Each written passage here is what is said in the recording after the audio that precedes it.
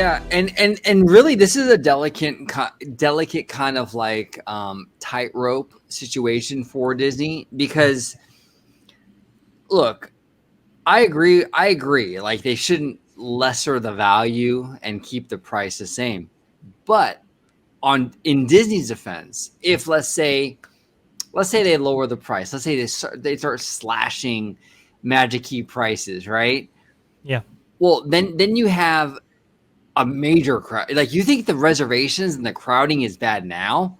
Oh, well, reduce the price of the Magic Keys and then see how bad the crowding is. Yeah. I mean, then you're talking about it would be like wall to wall, shoulder to shoulder all the time. It would be worse than it is now. So Disney needs to really learn to balance that. Give value to these Magic Key holders. Absolutely. They're paying $1,400 for a Dream Key or whatever it is now, right? Yeah. But at the same time, you can't make it too affordable. I hate to say, I know a lot of people are going to push back on me on this, but you can't make it too affordable. If it's affordable for everybody, then you have then everybody will show up. I think it's more so not cutting the price. It's more so don't keep on raising it without nothing to compare it to kind of balance it. That's so fair. If you're going to raise it, then bring something back or add something new that can justify to that price value. Whereas if it's like, okay, I'm raising it, but entertainment and things like that are just kind of bobbing down at the bottom.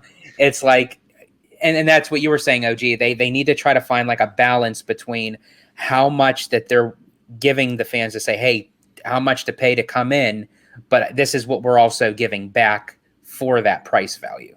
Right. It's hard. It's a real hard fine line to walk with Disney because look, and we talked about this. Yeah, I think it was yesterday or the day before, Dre.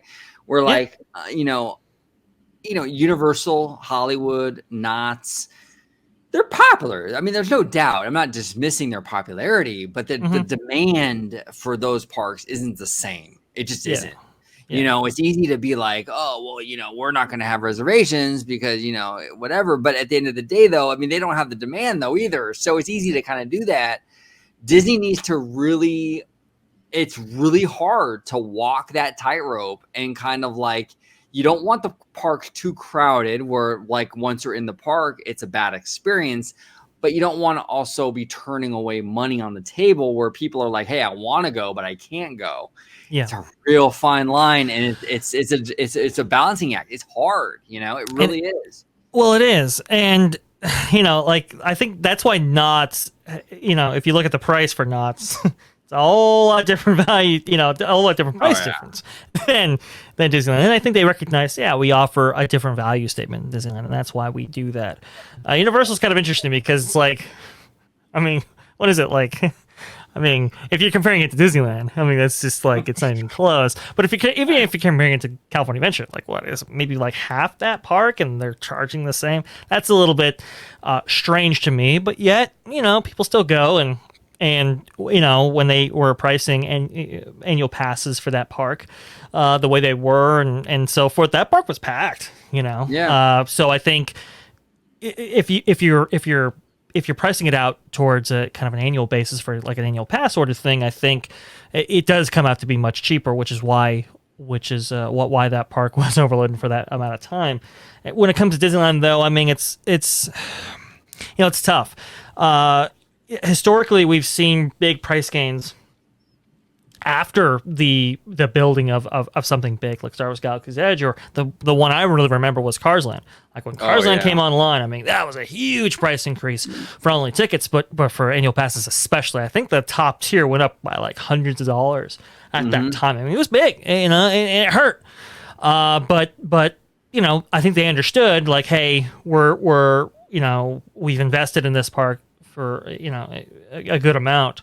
There will be new demand for it with the price accordingly. I think that's fine. Now it's really weird because, man, there's so many cuts. There's just so many. You don't even have trams. Like, think about that, right? You have to walk in. Yeah, exactly. Exactly. But even the little stuff, like at Walt Disney World, right? They are cutting Magical Express. It's like, man, that is like, whoa. Yeah. Now, are you getting any discounts for those hotels? No, those have gone up. I think the Diz said that hotel prices have gone up like 25% since 2019.